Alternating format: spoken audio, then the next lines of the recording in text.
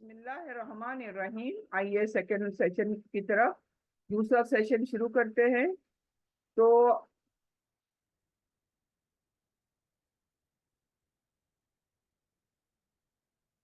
ہم یہاں پر یہی دیکھ رہے تھے کہ کس طرح سے جو کفار ہیں وہ جانتے تھے کہ قرآن جو ہے یہ انسانی کلام نہیں ہے، وہ اللہ کا کلام ہے، جانتے تھے. لیکن حسد میں آ کر، تکبر میں آ کر ہاں یہ لوگ دنیا کا فائدہ چاہتے تھے، اس لیے یہ کیا ہے، ایمان نہیں لائے تھے.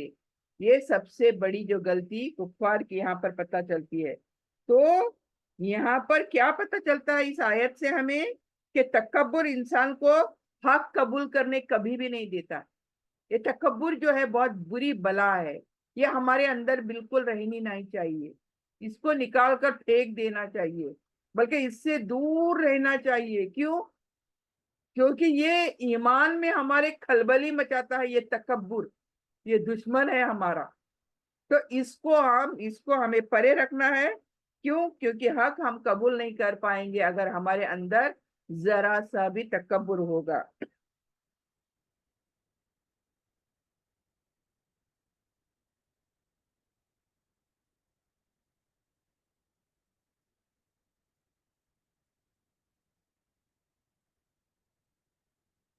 پھر قرآن اللہ کا معجزہ ہے، ہاں، جس کی مثال کوئی بھی انسان پیش نہیں کر سکتا. یہ اللہ تعالیٰ خود بیان کرتا ہے قرآن کے اندر کہ انسان لاکھ چاہے لیکن قرآن کی جیسے ایک سنگل آیت بھی نہیں بنا سکتا. تو اور دوسرا، حق کا مذاق اڑانا ہدایت سے محرومی کا سبب بنتا ہے. یعنی حق کا ہم کبھی بھی مذاق نہیں اڑا سکتے. اور مومن کو قرآن کو ادب، تدبیر اور عمل کی نیت سے پڑھنا چاہیے. یعنی قرآن صرف for the sake of reading, تلاوت کرنے کے لیے، اجر ثواب پانے کے لیے، اتنے نیت سے نہیں پڑھنا قرآن کو. اللہ تعالیٰ خود فرماتا ہے اس سے ایک تو رسپیکٹ دینا ہے، قرآن کو ادب دینا ہے، اور تدبر اور غور و فکر کرنا ہے قرآن کے اندر، اور پھر سمجھنے کے بعد اس پر عمل کی نیت سے ہمیں قرآن کو پڑھنا چاہیے. نہ کہ اعتراض یا مذاق کے انداز میں یہ کام ہمارا کرنا چاہیے. یعنی کفار مکہ جو ہیں قرآن سن کر تکبر سے کہتے تھے ہم بھی ایسا کلام بنا سکتے ہیں، اور اسے صرف پرانی کہانیاں قرار دیتے تھے کہ یہ تو پرانی کہانیاں ہیں، قصے ہیں. حالانکہ وہ قرآن کا معجزہ ہونے کا مقابلہ نہ کر سکے. یہ آیت ہمیں سکھاتی ہے کیا؟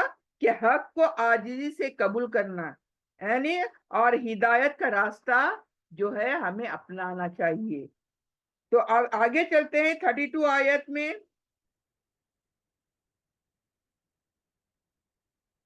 وَإِذْ قَالُوا اللَّهُمَّ إِنْ كَانَ هَذَا هُوَ الْحَقُّ مِنْ عِنْدِكَ فَأَمْطِرْ عَلَيْنَا حِجَارَةً مِنَ السَّمَاءِ أَوْ ائْتِنَا بِعَذَابٍ أَلِيمٍ.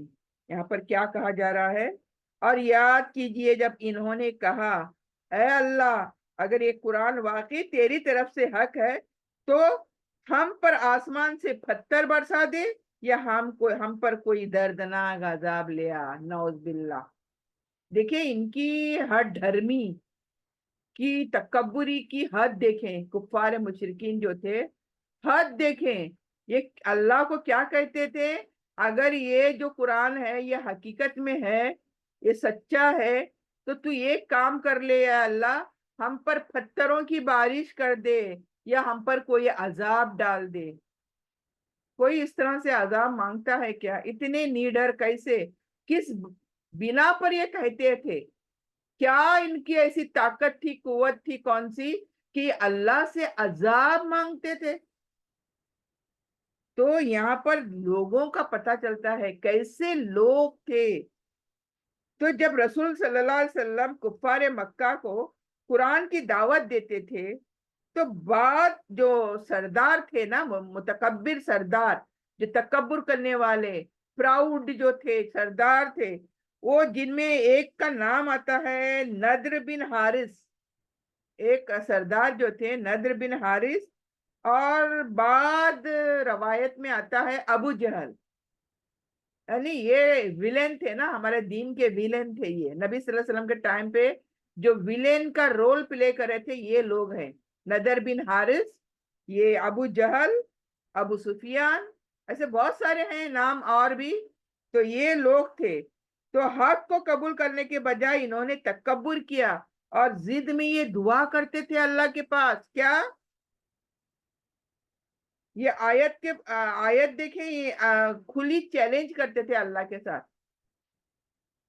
और क्या कहते थे देखिए, अगर किसी शख्स को हक पर शक हो तो ये दुआ करता था। क्या कहता था? ए अल्लाह, अगर ये हक है, यानी ये जो कुरान तूने नाजिल किया है ये हक है, तो हम पर अजाब नाजिल कर दे, नौज बिल्ला। तो ये पता चलता है इनकी मेंटेलिटी, एक कुफार की मेंटेलिटी का यहाँ पता चलता है। कितने गरूर में थे ये, जिद में थे ये, हठधर्मी में थे ये हक को कबूल करने से इन्होंने सरासर इनकार कर दिया। इन्होंने हिदायत मांगना था, अल्लाह के सही रास्ता दिखा, लेकिन इसके बजाय इन्होंने अजाब मांगा।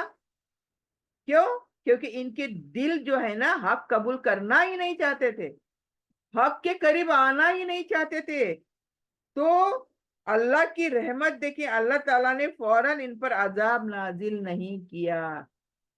अल्लाह देखिए, कुर्बान जाए अल्लाह की जात पर, अल्लाह के पास अजाब मांगा तो अजाब आ जाना चाहिए था, कोई बड़ी बात नहीं थी। लेकिन अल्लाह सुब्हाना तआला ने अजाब नहीं नाजिल किया। क्यों? Y? What was the reason? कि अल्लाह अजाब नाजिल नहीं कर सकते थे? कर सकते थे, लेकिन व्हाट वाज द रीजन? रसूल सल्लल्लाहु अलैहि वसल्लम इनके दरमियान में थे।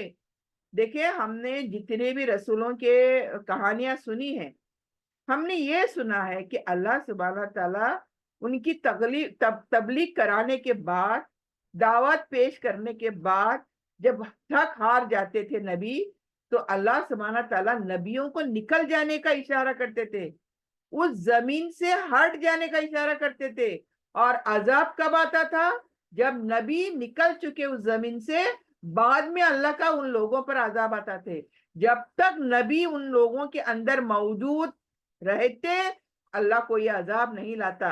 यानी ये अल्लाह की सुन्नत है कि जब तक नबी लोगों में शामिल होते हैं, अल्लाह अजाब नहीं लेकर आता। तो जब कुफार मुशरिकीन ने जब अजाब मांगा, तो अल्लाह ताला ने अजाब नहीं लाया। क्यों? क्योंकि नबी सल्लल्लाहु अलैहि वसल्लम आखिरी नबी उनके बीच में मौजूद थे। तो कैसे अजाब आता?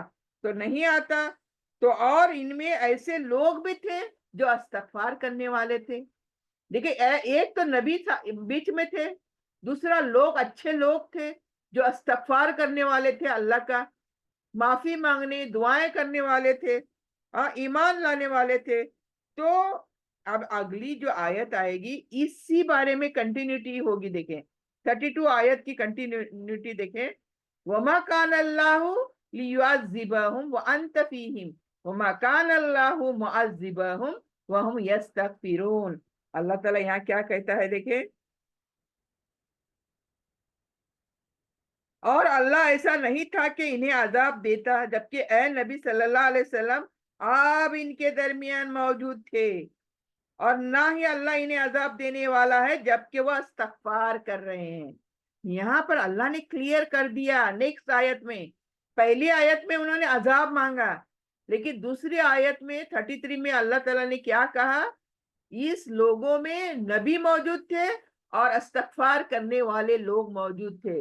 तो इस्तगफार की, नबी की तो अहमियत पता ही चलती है। इस्तगफार की अहमियत पता चली इस आयत से कि हमें कितना इस्तगफार करना चाहिए, कि इस्तगफार करने वाले जब तक लोग मौजूद हैं, अल्लाह का अजाब नहीं आ सकता लोगों पर। तो हमें कसरत से इस्तगफार करना चाहिए। तो ये आयत जो है, कुफार अजाब ने क्या है?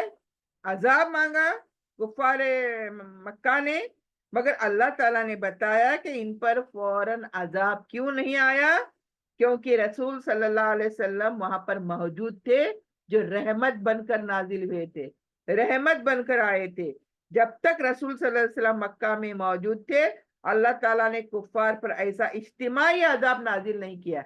اکا دکا الگ الگ کسی پر عذاب دیا اللہ نے، لیکن اجتماعی طور پر پورے ایز اے گروپ اللہ تعالیٰ نے کبھی بھی عذاب نہیں دیا ان لوگوں پر. جیسے سابقہ قوم نوح کیسے تباہ ہوئی، چند لوگ کشتی میں بیٹھے، نبی کشتی میں بیٹھے، جو مومن تھے کشتی میں بیٹھے، اور بعد میں اللہ نے باقیوں کو ڈبو دیا، باقی لوگوں پر عذاب لایا. پھر قوم عاد، قوم سمود، یہ سب کی سٹوری دیکھیں، جب تک نبی موجود رہے عذاب نہیں آیا. اللہ نے نبیوں کو اشارہ کیا تم نکل جاؤ یہاں سے، وہ نکل جاتے تھے اور پیچھے سے عذاب آتا تھا.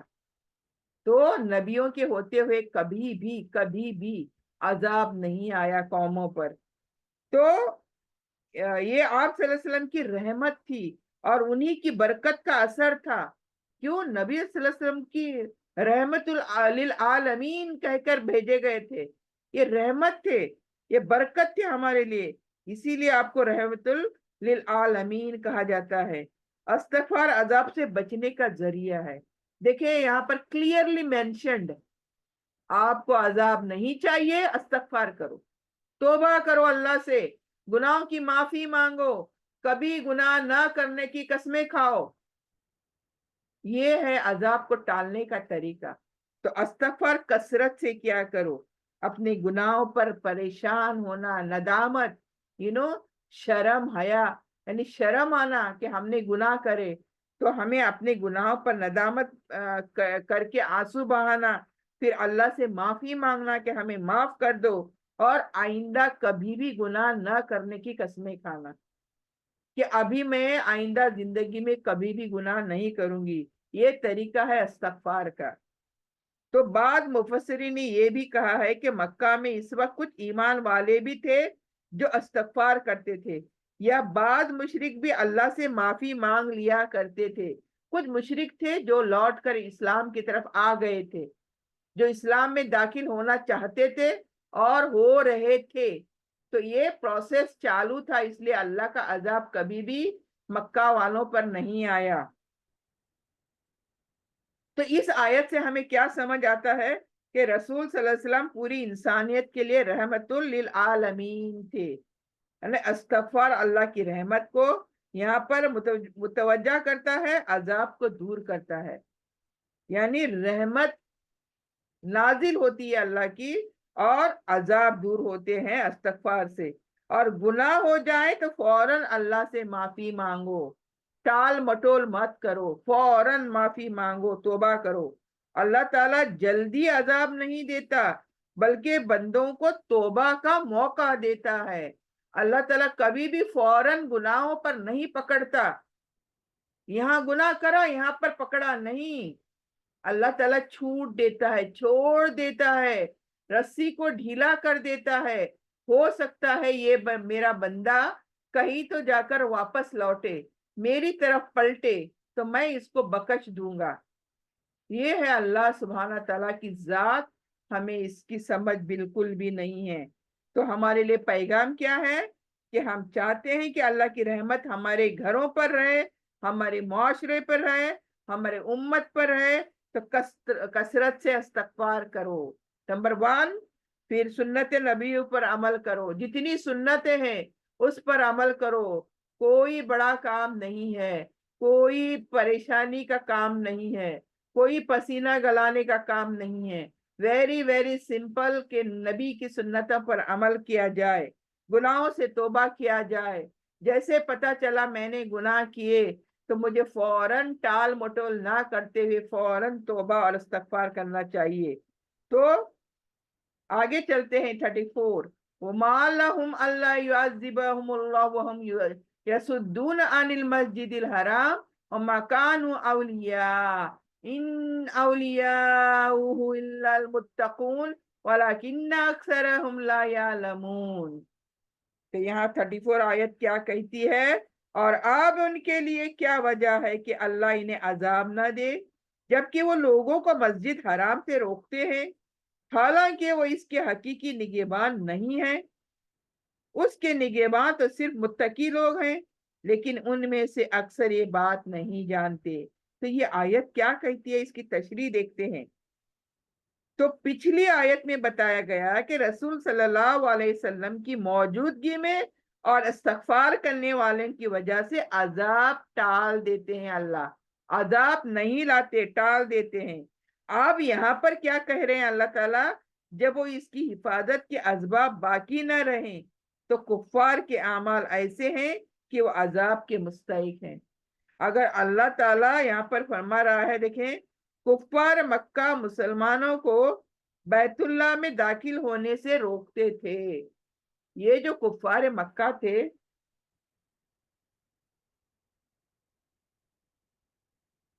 یہ اپنے آپ کو نہ جانے کیا سمجھتے تھے.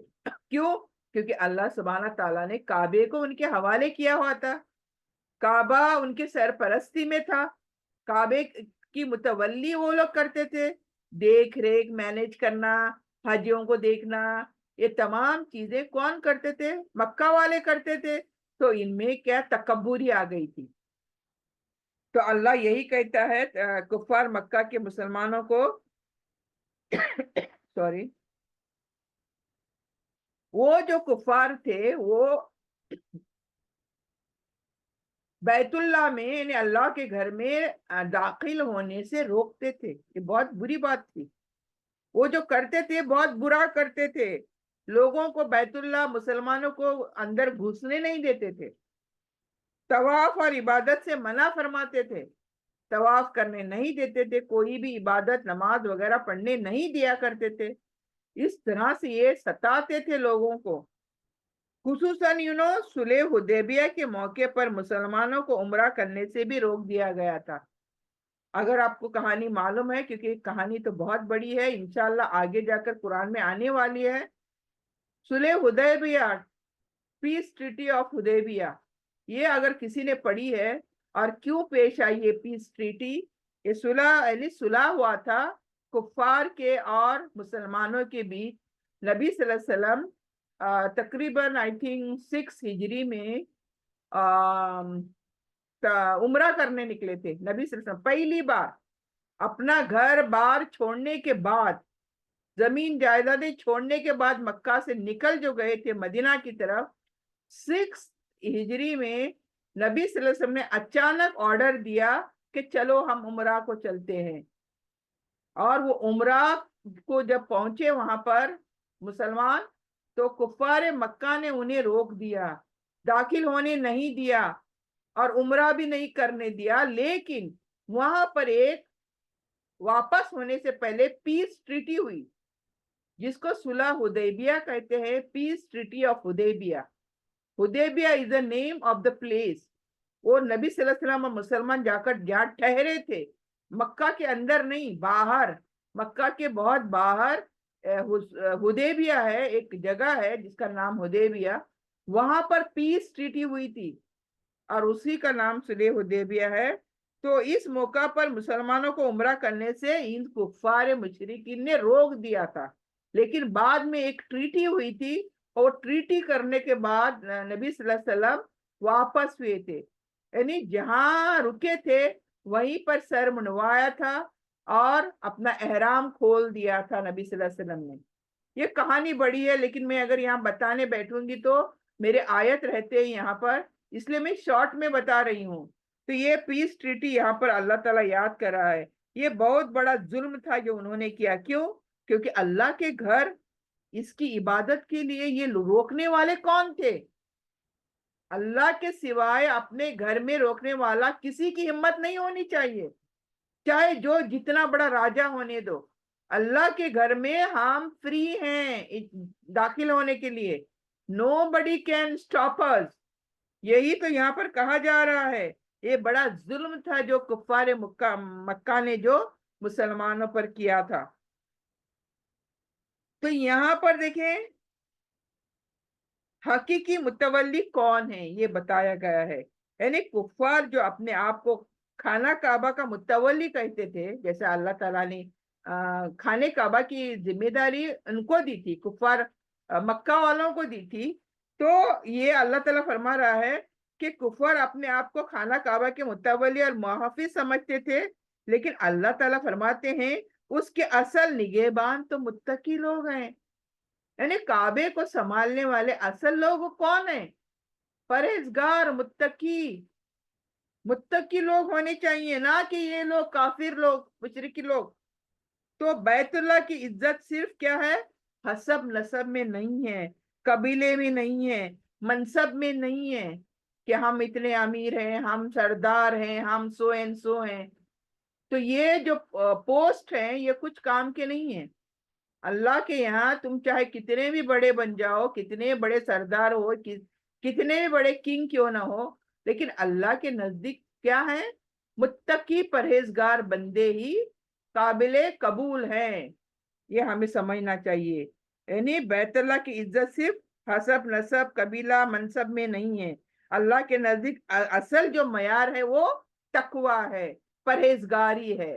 اگر میں تقوی والی ہوں، اگر میں پرہیزگار ہوں، تو بے شک میں داخل ہو سکتی ہوں کعبے میں. مجھے اس کے لیے کوئی روک نہیں سکتا.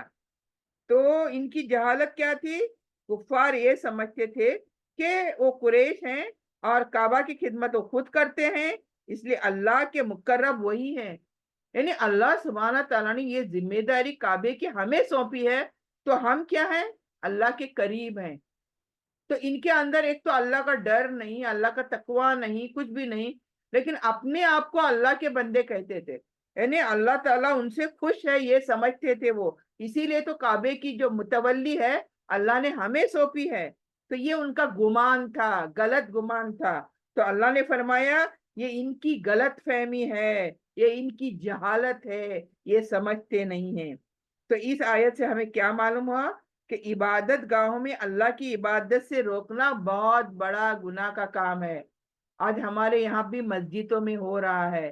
یہ میری مسجد، یہ تیری مسجد، یہ سنی مسجد، یہ شیعہ مسجد، یہ تبلیغی مسجد، یہاں سو اینڈ سو آنا منع ہے، اس جماعت کے لوگ یہاں پر آنا منع ہے. بھائی کون ہو آپ؟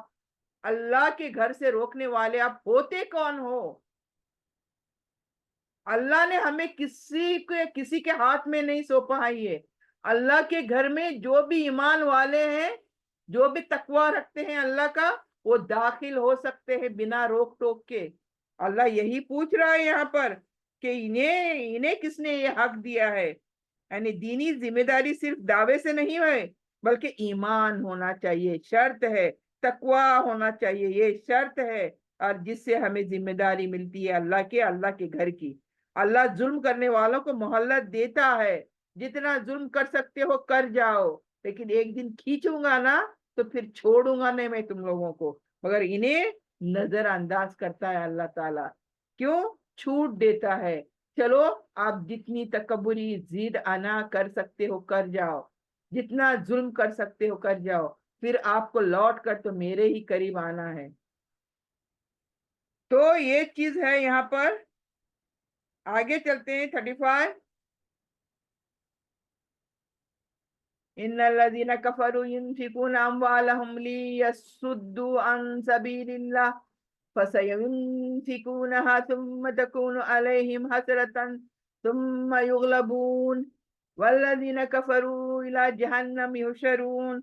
اللہ کہتا ہے یہاں پر، اور بیت اللہ کے پاس ان کی نماز سوائے سیٹیاں بجانے اور تالیاں پیٹنے کے کچھ نہ تھی. یعنی پس اپنے کفر کی وجہ سے یہ عذاب کا مزہ چکھو. آپ اس آیت کی تشریح دیکھو. آپ مشرکین کی عبادت کا طریقہ یہاں بتایا جا رہا ہے. کفار مکہ بیت اللہ کے پاس عبادت کے نام پر کیا کرتے تھے؟ یہ جو کفار مکہ تھے وہ بیت اللہ کے پاس 360 بت سجا کر رکھے تھے، بڑے بڑے بت سجا کر رکھے تھے، ہر قبیلے کا ایک بت. اور ان کی عبادت کا طریقہ کیا تھا؟ سیٹیاں بجاتے تھے، گول گول گھومتے تھے، سیٹیاں بجاتے تھے، تالیاں پیٹتے تھے، ڈھول پیٹتے تھے، ڈھول تاشے پیٹتے تھے. یہ ان کا جاہلانہ طریقہ تھا. یہ اللہ کی عبادت نہیں تھی، بلکہ یہ بے ادب اور جاہلانہ رسم تھا. دیکھیں رسم، اس کو بولتے ہیں رسم، کلچرل تھنگ. ہمارے قصبے میں، ہمارے قبیلے میں ایسا کرنا ہے بس. अब वो चलती रहती दुनिया तक, वो कबीले के रस्म रिवाज आगे पीढ़ी निभाते जाएगी। तो अल्लाह ये कहता है जाहिलाना रस्म थी। बाद मुफस्सिरीन के मुताबिक वो ऐसा इसलिए करते थे ताकि रसूल सल्लल्लाहु अलैहि वसल्लम की तिलावत कुरान में खलल डाले।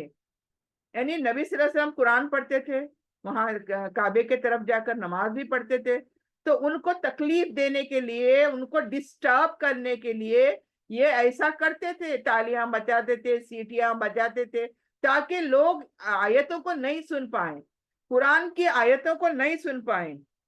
तो हकीकी इबादत एक्चुअली कैसी होनी चाहिए? यानी अल्लाह ताला को ऐसी इबादत पसंद है जो इखलास के साथ हो, प्योरिटी, प्योर हो, एकदम प्योरिटी, सुन्नत रसूल के मुताबिक होनी चाहिए। मेरे दिल चाहे, मेरे मन चाहे, मेरे ख्वाहिशात के मुताबिक कोई इबादत नहीं है। रसूल सल्लल्लाहु अलैहि वसल्लम की इबादत का तरीका हमारा तरीका होना चाहिए, और खुशू और खुजू होनी चाहिए। हर बात में खुशू और खुजू, अल्लाह से लौ लगाकर, अल्लाह से मोहब्बत करके इस तरह से इबादत करनी चाहिए। सिर्फ रस्में नहीं, शऊरी तौर पर हमारी इबादत होनी चाहिए, खाली रस्मों की तौर पर नहीं। वो बोलते हैं ना रूटीन, मेरी रूटीन नमाज कैसी हो रही है, मेरी रूटीन में सुबह नमाज पढ़ी, शाम को नमाज पढ़ी, दोपहर को नमाज पढ़ी, लेकिन रूटीन, कोई जान नहीं है नमाजों के अंदर। उठक बैठक, पीटी, फिजिकल एजुकेशन जैसी हमारी नमाजें हैं। हमारी नमाजों में जान डालनी चाहिए, खुजू और खुशू और खुजू होना चाहिए, अल्लाह से प्यार। ऐसी नमाज होनी चाहिए जैसे अल्लाह सामने मेरे खड़ा है और मुझे देख रहा है। इसको इहसान बोलते हैं। यानी मुझे ऐसा लगना चाहिए कि मैं मेरे अल्लाह के सामने झुक रही हूँ, रुकू कर रही हूँ, झुक रही हूँ, सजदा दे रही हूं, मैं सामने अल्लाह है, मुझे देख रहा है। तो जब अल्लाह सामने होगा, फॉर एग्जाम्पल आप किसी प्रिंसिपल के सामने जाकर खड़े ठहरते हो, या किसी मिनिस्टर के सामने, हमारी हालत कैसी रहती है? हमारी हालत टेढ़ी रहती है, एकदम थरथराते हैं हम लोग, अंदर तक ब्लड प्रेशर हाई रहता है, मतलब डरते हैं ना उसको, उसके सामने बात भी नहीं आती हमारे जबान से। तो उस रब के सामने जो खालिक के कायनात है, जिसने पूरी कायनात को बनाया है, उस रब के सामने जब हम खड़े होते हैं नमाजों के अंदर, तो हमारी नमाजों की गत कैसी होती है, हमारा पोजीशन कैसा होता है? क्या हमारे अंदर वो थरथराहट होती है, वो खुशू खुजू होता है? वो हर आयत को समझकर हम पढ़ते हैं? हर बार हम क्या पढ़ते हैं ये समझते हैं? हम नहीं समझते। तो कोशिश करो, नमाजों को सही करो, हर वर्ड के मीनिंग को समझो, और अल्लाह के सामने खड़े जैसे होते हैं वैसे खड़े होकर नमाज पढ़ो। तो वो उठक बैठक नहीं रहेगी, वो फिजिकल एजुकेशन नहीं रहेगी हमारी नमाजें, उसमें जान आ जाएगी नमाजों के अंदर, जो अल्लाह को ऐसी नमाजें पसंद हैं। आगे जाते हैं हम।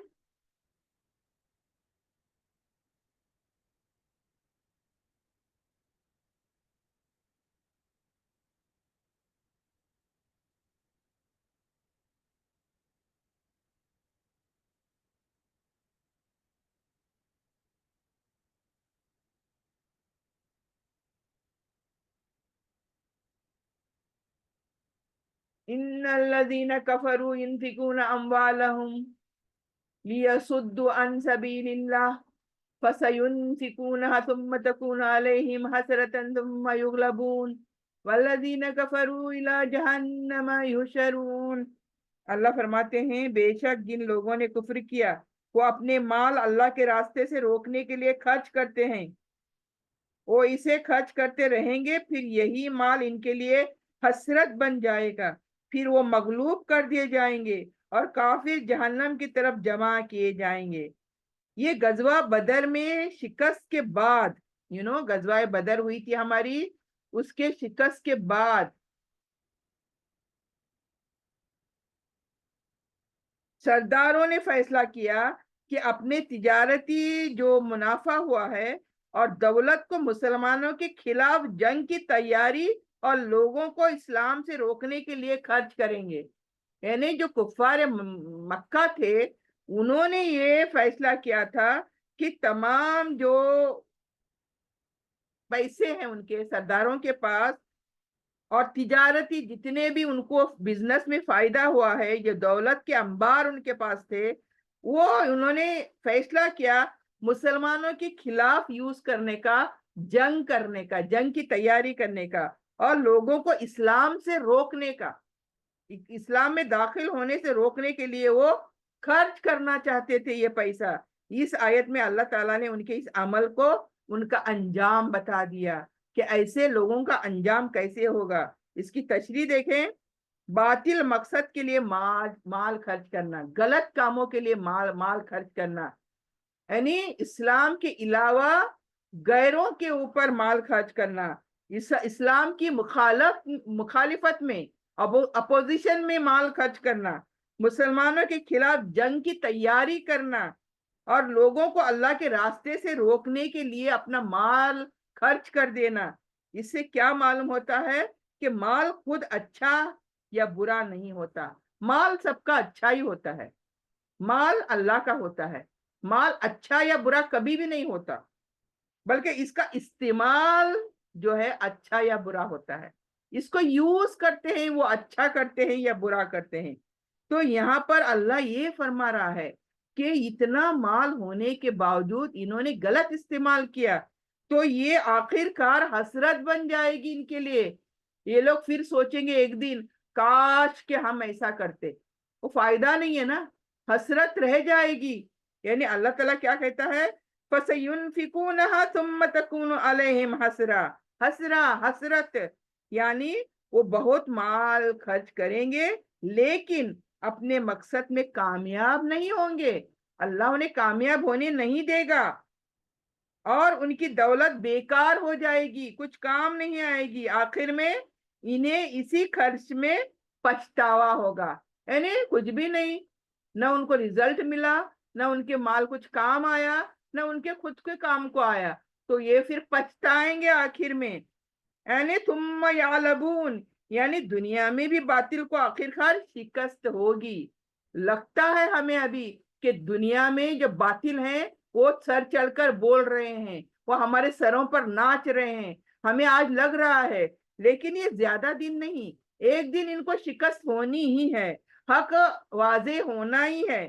غزوہ بدر اور بعد کے مارکوں میں بھی یہی ہوا، کفار کی طاقت اور دولت انہیں بچا نہیں سکی، کتنے سارے مار کے نبی صلی اللہ علیہ وسلم اور صحابہ کرام نے جنگیں کی، سبھی جیت گئے، زیادہ سے زیادہ مال انہوں نے جیتا پایا، لیکن مشرکین جو ہیں وہ ہار گئے، کہیں بھی وہ نہیں جیتے اور نہ ان کا مال انہیں بچانے کے لیے کام آیا۔ تو دنیا کی شکست کے بعد آخرت میں بھی ان کا انجام جہنم ہے، خالی دنیا میں شکست نہیں ہے، آخرت میں بھی یہی حال ہونا ہے۔ کیوں؟ کیونکہ انہوں نے حق کا انکار کیا اور اللہ کے دین کی مخالفت کری، اسی لیے اللہ تعالیٰ یہ کرے گا ان کے ساتھ، اور یہ پچھتائیں گے، بہت زیادہ پچھتائیں گے۔ تو مال کیا ہے؟ اللہ کی نعمت ہے، اسے نیک مقصد کے لیے خرچ کرنا چاہیے، نہ کہ برائی میں خرچ کرنا چاہیے، نہ کہ اسراف کرنا چاہیے، اپنے کو جتنا لگے وہ خرچ کرنا چاہیے، زیادہ ہو اللہ کے راہ میں دے دینا چاہیے، اللہ کے راہ میں ہمیں خرچ کرنا چاہیے۔ اللہ کے دین کی مخالفت پر خرچ کیا گیا مال کبھی بھی کامیاب نہیں ہوگا، باطل وقتی طور پر مضبوط نظر آ سکتا ہے، یعنی ٹائم بینگ کے لیے ایسا لگے گا کہ جو ہمارے دشمن ہیں وہ طاقتور ہیں، مگر ان کا انجام بہت برا ہونے والا ہے اور حق کامیاب ہونے والا ہے۔ دنیا کی ناکامی کے بعد آخرت کی سزا اس سے بھی زیادہ سخت ہے، دنیا کی کوئی سزا نہیں ہے، سزا جو اصل میں ملنے والی ہے وہ آخرت میں ملنے والی ہے۔ تو آگے یہاں پر سبق کیا ہے ہمارے لیے کہ اللہ کے راستے میں خرچ کیا گیا مال ہمیشہ کامیاب ہوتا ہے، جتنا چاہے آپ کا مال اللہ کے راہ میں خرچ کرو، یہی مال آپ کا ہے، یہی مال آپ وہاں پاؤ گے، اللہ کے بینک میں پاؤ گے، بلکہ جتنا بھی آپ یہاں سے بھیجو گے اس سے ڈبل ٹیبل پتہ نہیں کتنی بار وہاں پر ہمیں وہ مال ہمارا ملے گا، جبکہ باطل کے لیے یہ خرچ کیا گیا مال आखिरकार हसरत बनकर रह जाएगा, बस पछतावा ही पछतावा होगा। 37 आखिरी है ये, लियमीज़ अल्लाहुल खबीस मिनत तय्यिबि व यजअल खबीस बादहु अला बाद फयरकमुहु जमीअन फयजअलहु फी जहन्नम उलाइका हुमुल खासिरून। यहाँ पर क्या कहा जा रहा है देखें, ताकि अल्लाह नापाक को पाक से अलग कर दे, फिर नापाक लोगों को एक दूसरे पर जमा कर दे, फिर सबको इकट्ठा ढेर बनाकर जहन्नम में डाल दे। यही लोग हकीकी खसारा पाने वाले हैं। अब ये लोगों का हशर बयान हुआ आखिर में, यानी ये आयत पिछली आयत जो थी 36 इसी की कंटिन्यूटी है, जिसमें कुफार के मार खर्च करने का अंजाम बयान हुआ है ऊपर। यहाँ अल्लाह ताला इसकी हिकमत बयान फरमा रहा है, यानी व्हाट इज द पर्पस, यानी पाक और नापाक में फर्क करना है, क्या पाक है क्या नापाक है। लियमीज़ अल्लाहुल खबीस मिनत तय्यिब, खबीस नापाक, तय्यिब पाक। अल्लाह ताला आजमाइशों, हालात और वाकयात के जरिए वाजे करता है कौन हक को कबूल करता है, कौन बातिल पर इसरार करता है, कौन मुखलिस है, कौन प्योर है और कौन काफिर है या मुनाफिक है। ये इम्तियाज दुनिया में भी जाहिर होता है और आखिरत में मुकम्मल तौर पर सामने आएगा। यानी दुनिया में भी मालूम होता है कुछ कुछ, लेकिन आखिरत में अल्लाह ताला क्लियरली बता देगा। यानी नापाक लोगों को अल्लाह ताला फरमाता है यहाँ पर इकट्ठा करूंगा मैं, 1 2 3 अकेले अकेले नहीं, इकट्ठा करूंगा नापाक लोगों को। यानी जो लोग कुफ्र करते थे, जुल्म करते थे, गुनाह पर रहते थे, अल्लाह ताला इनके अमाल के मुताबिक इन्हीं का अंजाम इनको जमा करेगा, यानी फिर जमा करके इनको जहन्नम में डाल देगा। आखिरकार तमाम बातिल परस्त काफिर और सरकश लोग जहन्नम में जमा किए जाएंगे। ये इनके अपने आमाल का नतीजा होगा। हकीकी खसारा कहा गया है इस चीज को, खसारा यानी लॉस, टोटल लॉस। उलाइका हुमुल खासिरून कहा गया यहाँ पर, यानी असल खसारा क्या है, माल दौलत या दुनियावी नुकसान नहीं, असल ये नहीं है। असल खसारा क्या है, अल्लाह की रजा खो देना। अल्लाह ताला नाराज है, फायदा क्या, मेरा बंदा अल्लाह का होने का फायदा क्या, अल्लाह ही मुझे नहीं देखेगा, अल्लाह ही मुझे सामने खड़ा होने को नहीं देगा, कोई चांस नहीं, तौबा इस्तगफार करने का कोई चांस नहीं, क्या फायदा मेरी जिंदगी का। अल्लाह ताला यही कहता है, असल खसारा जो है नुकसान माल का नहीं है, दौलत का भी नहीं है, हाँ, या दुनिया का माल भी नहीं है, बल्कि अल्लाह की रजा खो देना, ये खसारा है। अल्लाह की रजा खो देना, जन्नत से महरूम हो जाना, नो जन्नत एट ऑल। आखिरकार तक अल्लाह की एक हदीस से मालूम पड़ता है नबी सल्लल्लाहु अलैहि वसल्लम की, कि आखिरी ईमान जो लाया है, कम अज कम ईमान लाया है, वो आखिर आखिर में जन्नत में डाला जाएगा। लेकिन कुछ लोग बदनसीब होंगे जो कभी भी जन्नत में नहीं जाएंगे और जहन्नम के मुस्तहिक बन जाएंगे। तो यहाँ पर इस आयत से हमें यहाँ पर खत्म करते हैं, इंशाल्लाह कंटिन्यू करेंगे नेक्स्ट टाइम। तो यहाँ पर जो कुछ हमने आज सुना, अल्लाह ताला सिर्फ सुनने तक नहीं बल्कि कहने सुनने से ज्यादा हम सबको इसकी अमल की तौफीक दे, और जब तक जिंदा रह के दीन इस्लाम और ईमान पर जिंदा रखे, और खात्मा हो तो खात्मा बिल खैर हो। रब्बना तकब्बल मिन्ना इन्नका अंतस समीउल अलीम व तुब अलैना इन्नका अंतत तव्वाबुर रहीम। सल्लल्लाहु तआला अला खैरि खल्की मुहम्मद व आलिहि व असहाबी अजमईन। सुभान रब्बिका रब्बिल इज्जति अम्मा यसिफून व सलामुन अलल मुरसलीन वल्हम्दुलिल्लाहि रब्बिल आलमीन। आमीन आमीन बिरहमतिका या अरहमर राहिमीन। सुब्हानक अल्लाहुम्मा बिहम्दिका नशहदु अल्ला इलाहा इल्ला अंता नस्तगफिरुका नतूबु इलैक। जज़ाकल्लाहु